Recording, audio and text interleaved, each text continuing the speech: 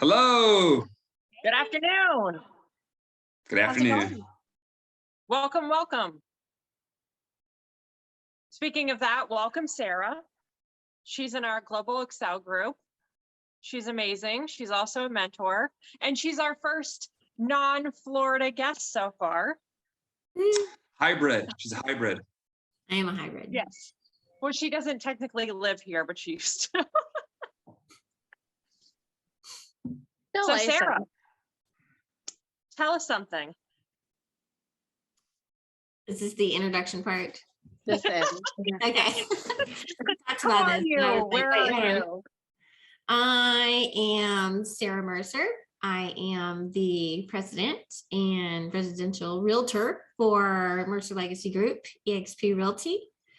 And I operate in 2 states. So does my group. We operate in Florida and in Alabama all together. And I've been a mentor for a little over a year with eXp as well. Awesome. Awesome. How long have you been in real estate? Since 2020, so 2 years. Coming Favorite up. color? Green. I love Favorite food? right? I have all the tough questions. Alex is the hard hitter. Oh my goodness. But Sarah, thank you so much for joining us. I mean, 2 years in the business and you're already starting a team over there. Like, how many agents do you have under you right now? It's just one other agent right now. Just But one? we're looking to add another one here within the next couple of months. Awesome. How many people are you mentoring? Or have you mentored, I should say? I have 3 under me right now. I think 10 is the max that they'll give you at any one given time. But I think my max has been about 6, and then generally I'll start, referring them out to somebody else. I know some people were attacking you for a while. They're like, hey, Sarah, what are you doing? Can you be my mentor? Can you be mine? Yeah, that kind of happens. Yeah, that kind of happens. So wasn't it you and Daniel that kind of started the Excel group initially? I mean, obviously it's his baby, but like, weren't you guys working hand in hand to kind of create what you guys wanted? It's definitely his baby. I think I was more just a side cheerleader saying go Daniel the whole time. I did jump over. I don't know if I was the first person he recruited into eXp, but we both came from the same brokerage before. And Same here. Yes. So I do know I was his first hire at the old brokerage. So yay me on that one. And then he jumped, and it wasn't too far after that I jumped. And then we've pretty much just been nonstop ever since. And I know his dream, it's coming to fruition now. So that's good. So don't be afraid of heights. Just jump. No. Got it. You gotta have the big goals, right? Like, what's the point if you don't? Oh yeah. Well, he saw the ability that eXp was going to give him. It's the biggest thing with that. Man, I mean, I wasn't too far behind him. It wasn't even like selling. It was just more, hey, this is the offer, and this is this, and this is that. And it's like, oh, okay, cool. Yeah. Where do I sign up? Kendra's next. What do you mean? With all the goals. You've got big lofty goals. So. I do. They're like way up here, right? We got to shoot for the stars, but we got to start from here first. Alex wants to be the next big mentor, so. Me? Where did that come from? Yeah. You've only said it 100 times. I want to be a big love mentor. People. I do like helping people. Yeah, you're right. Yeah. I learned from the mistakes of the advice I give to other people. Same. So you don't have to learn the hard way. I tried to do that with my son, but 14-year-olds, yeah, they don't listen. They don't listen. They have to learn on their own, right? Like, who are you? It's painful. So with Sarah, with my short time here, you know, with our group, I've noticed just kind of these like shifts that we're going. It's they're good. And I tell people that it feels much like a brick and mortar in a way, that we have our weekly meetings. There's accountability partners, so many like resources. But how would you describe it when you and Dan like just started? How did that look? It was all theoretical in the beginning, I guess is the best way to say it. When you come from a brick and mortar, I guess the best way to say is you see it from a different perspective, you know, which, like I said, you came from a brick and mortar too. So my best explanation is, you know, like we took all the walls and then we just ripped them all down. I mean, we still have the roof, you know, which I generally call it the umbrella, and I get to walk around with my happy EXP umbrella anywhere I go. But just what I'm doing right now would not be physically possible anywhere else that I've seen. I'll have to say that I've seen. But yeah, so I'm operating the same team in 2 states under 2 separate licenses, but the same brokerage. So, I mean, just thinking about that and what I would have to do and what I'd have to go through to get that done anywhere else, especially like in a franchise business, it just wouldn't happen the same way. Yeah, I haven't even thought about that. Yeah. That's very true. So do you have the same cap, or is it like a cap for each state? No, I have the same cap as everybody else. I'm the team lead, so you know my stuff resembles single agent. Right now we are a self-ran team, but as soon as we get to a little bit higher in the goal area, then we will be a different classification, and different classifications bring different benefits. So, Sarah, I really like what you said about taking the walls down, like being a brick and mortar, but like not having those walls. That's literally what I tell like on the new agent calls, and they're asking about, you know, XYZ brick and mortar compared to like EXP. And I always tell them, because I've actually been at 2 different brick and mortars. I say, you know, it's like, I call it the principal's office. You're right. The principal's office is like the office manager.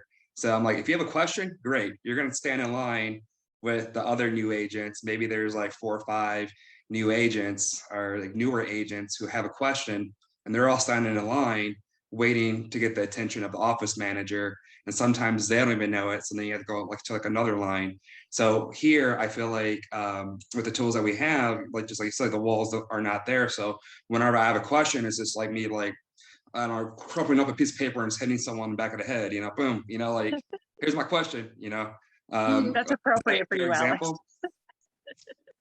well, I'm sorry. I mean, it's just the access that we have. So, Yeah. I mean, you have to think I had, in order to get everything done and keep my same team name and everything else, I had to make sure I was compliant in 2 states. So there were days there where I was literally jumping back and forth between the Alabama state broker and then the Florida state broker. And I was doing all this from my computer in EXP world. I was in the Alabama broker's office. They said, hey, you need to verify with the Florida state broker's office. I said, no problem. Jumped out of the Alabama office, jumped to the Florida office, talked to them, verified, jumped back to the Alabama office. And this was all while I was in PJs drinking coffee, you know? So, I mean, but I was Yes, that's how it is. I'm not always in PJs, but you know. No, you're always in PJ, Sarah. Yeah, I'm always. Yeah. Thank you for putting a shirt on this today. I don't have my lucky hat on today, so y'all should be happy. I love it. All right, so let's jump back into the mentor stuff. So for any new agents watching, Sarah, what are some of the, I guess, tips that you give your mentees? The first one I generally always give people is come up with your own personal email account.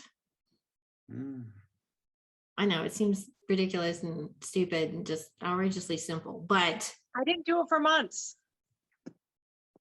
So I wish someone would have told me that. So with my old brick and mortar, I was Sara Mercer at brick and mortar.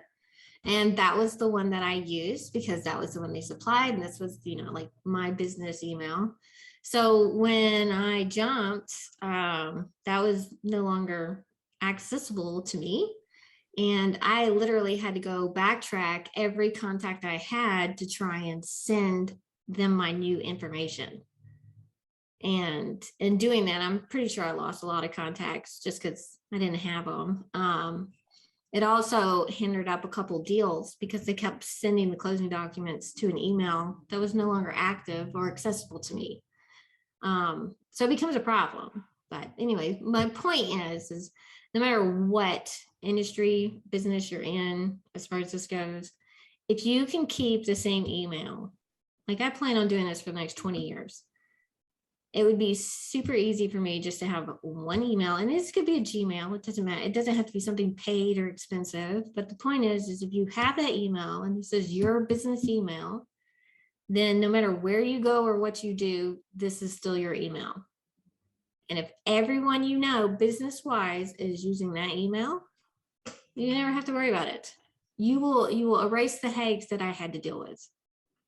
And your brand doesn't change no matter where you are. You're still Sara Mercer. Yes. So. Mm-hmm.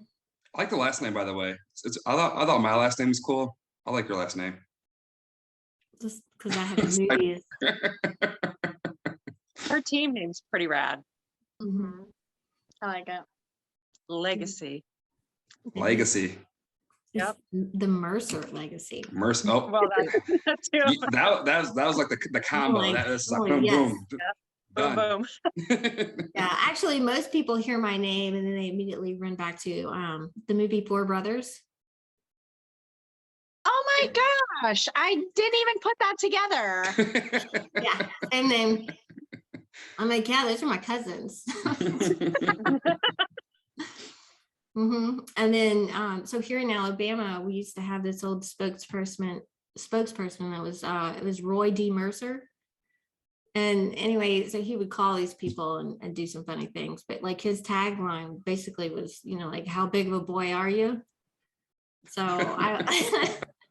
I'll go to grocery stores or something like that, and they'll hand me my card back, and they're like, "Oh, are you related?" And I'm like, "I don't know. How big of a boy are you?"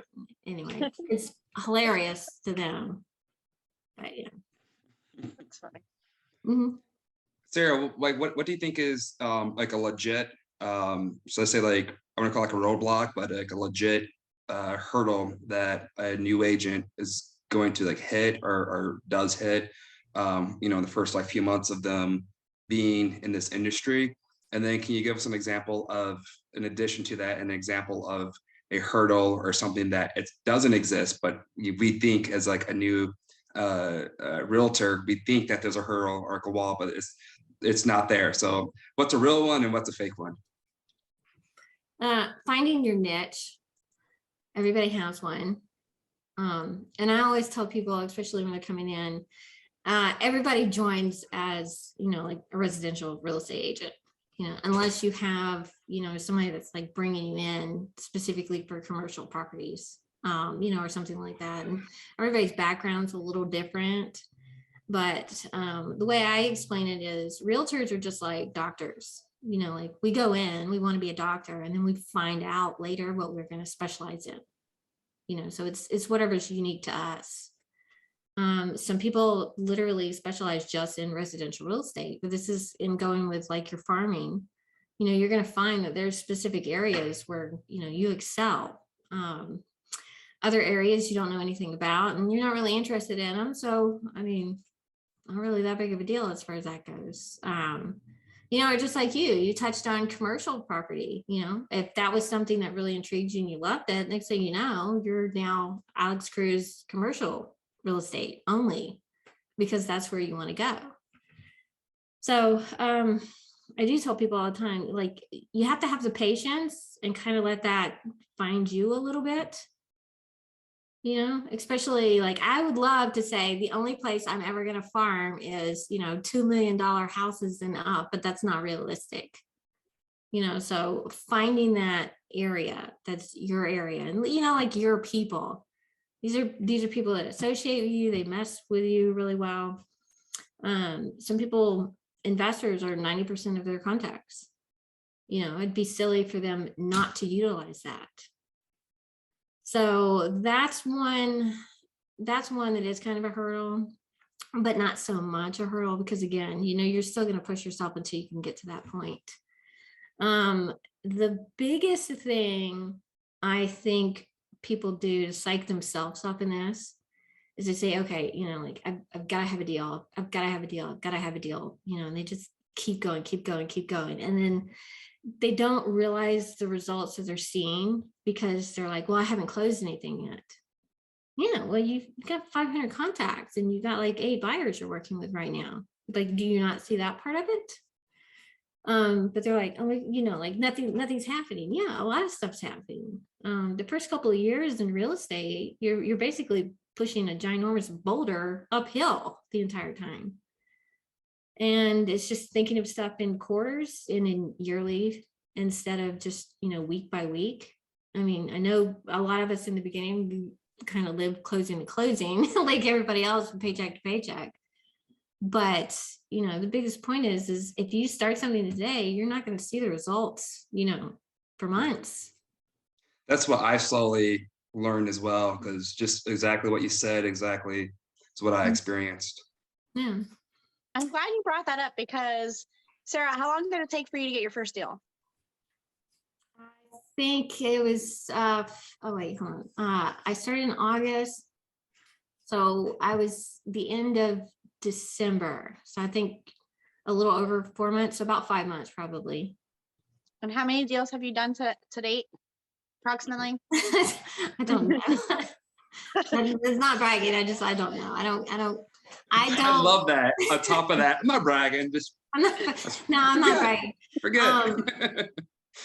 My business structure does not go per deal, so I don't actually. It's not an important number to me. It's you know, I'm more of a financial person. So like, have I done enough to clear my budget this year? Am I on track to you know, like get enough money to, you know, like feed my family, do the advertising I need, do this, do that, do that.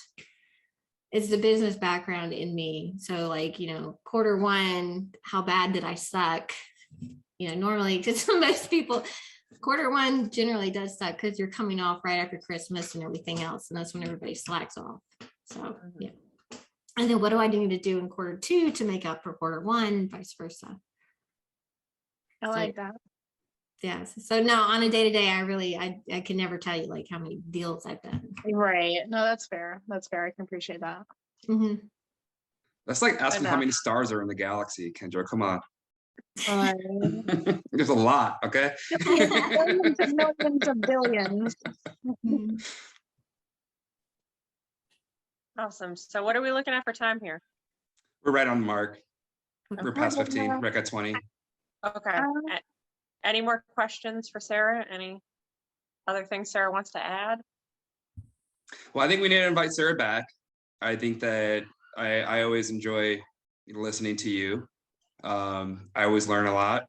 I think people who are under your mentee guidance, you know, I think they're probably very spoiled. They probably don't know how good they have it, but I enjoy listening to you. So we need to have her back if she agrees to come back. Yeah, definitely. Agreed. Thank you so much. I always get kind of pumped. Like, all right, we got to go do something now, right? You do. That's why we're doing our big party in June. Yes. Yes. It'd be really cool if we do this, but yeah, in person. That'd be really cool. We do need to do it in person. Yeah, definitely. Okay, so that's a requirement for our location. Yeah. So coming in June, people. Yes. You will see us live at a tiki bar in Florida. So it's gonna get wild. It's gonna get wild. Yes, I will show you all the sky slope tricks at that point. Oh, we're jumping. The music's gonna call jump. Yeah. All right, guys. Well, thank you so much for being on, Sarah. We really appreciate it. Like and subscribe. Like and subscribe.